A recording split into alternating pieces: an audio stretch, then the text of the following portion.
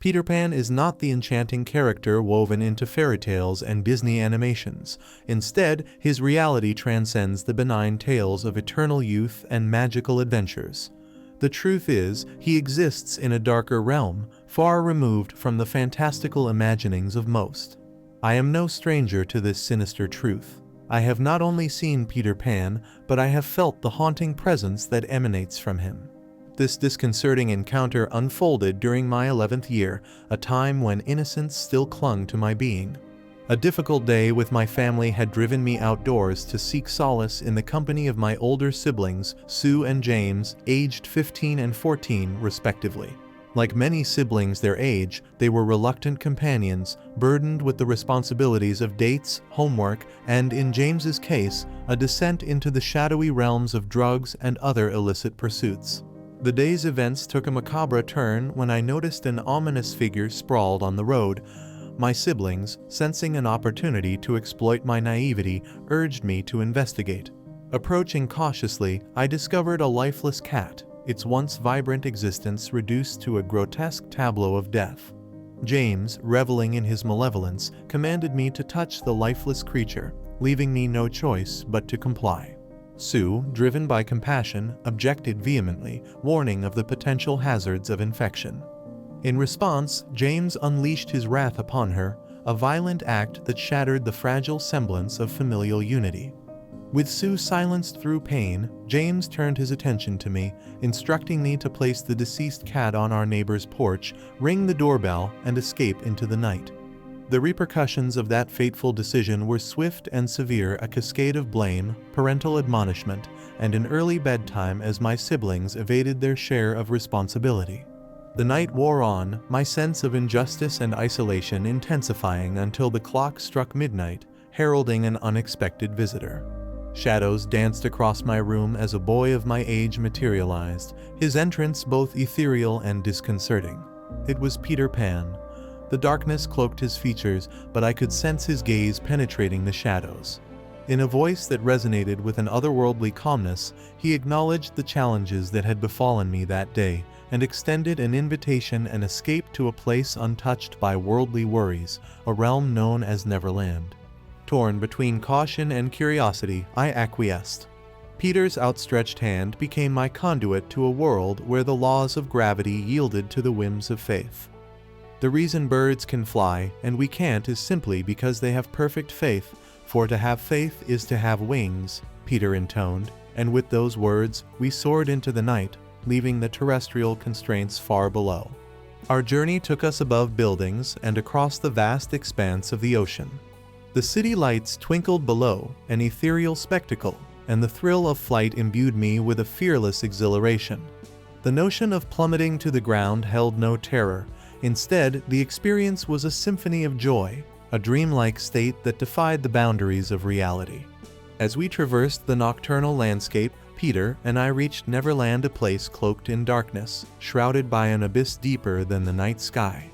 The absence of stars and clouds created an unsettling void, and a twinge of nervousness gnawed at the edges of my newfound joy. Landing on the enigmatic island, a subtle illumination hinted at the darkness that lay just beneath the surface. It was then that a disquieting realization struck me. I had not encountered Tinker Bell. In the dimly lit cavern that served as our entrance, a foreboding silence settled. I dared to question Peter about Tinker Bell's whereabouts, prompting a sinister smile that lingered in the shadows. The unease that had been a distant murmur intensified.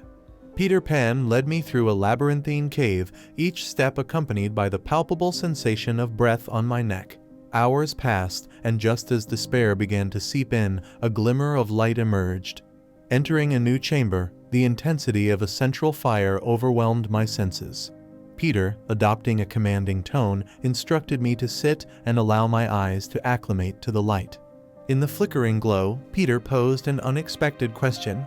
"Do you believe in fairies? If you believe, clap your hands."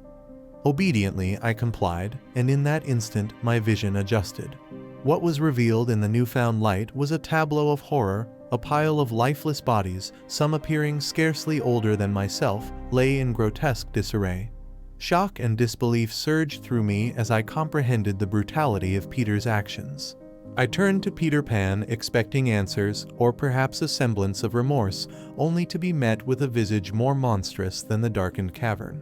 His skin, pallid as parchment, bled from both eyes and a gaping mouth that stretched into a chilling smile. A dark green fabric, stitched together with human hair, adorned his emaciated form. Leaves replaced sleeves, and tattered pants revealed a twisted mockery of attire. His presence exuded malevolence, a stark contrast to the whimsical tales that had once painted him as a harbinger of adventure. Attempting to flee, I found no escape, not even the entrance through which I had arrived.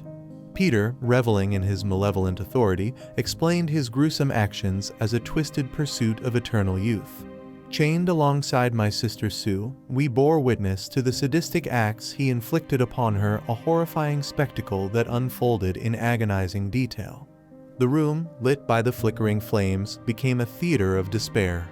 Peter Pan, driven by a deranged philosophy, mutilated Sue with a sadistic glee that defied all reason. As he tormented her, the cavern echoed with our anguished sobs. I clung to the desperate hope that this nightmare would end, but Peter's malevolent orchestration showed no signs of abating.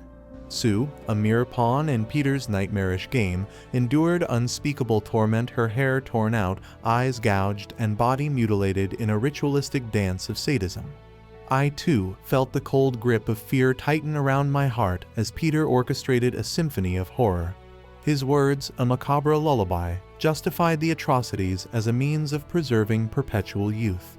I know I've made a mess, but you see, they grow up so fast. This way they'll stay young forever, just like me, and they will always be in Neverland. Peter's chilling proclamation reverberated through the cavern as Sue succumbed to the brutality inflicted upon her. Despite the relentless horror, Peter spared my life, allowing me to bear witness to his nightly atrocities. As a silent witness to the unspeakable acts he perpetrated on other children, I grappled with the agony of my powerlessness. Attempts to intervene or warn the victims proved futile, as Peter indoctrinated me into a twisted code that forbade questioning his authority. The nightmarish cycle persisted, my dread growing with each passing day. Peter Pan, a harbinger of doom, reveled in his malevolent routine, leaving me to confront the grim reality that my own demise was inevitable. I harbored a flicker of hope that, if luck favored me, my plea for a swifter end might find mercy in the heart of this malevolent entity. In the midst of this macabre existence, my thoughts turned to Sue, the sister I had failed to protect. The echoes of her suffering haunted my every waking moment. With a heavy heart, burdened by guilt and despair, I could only cling to the desperate wish for an end to this nightmarish ordeal. I love you, Sue, and I'm sorry, a silent lament that echoed through the caverns of Neverland, where innocence met its gruesome demise at the hands of a malevolent Peter Pan.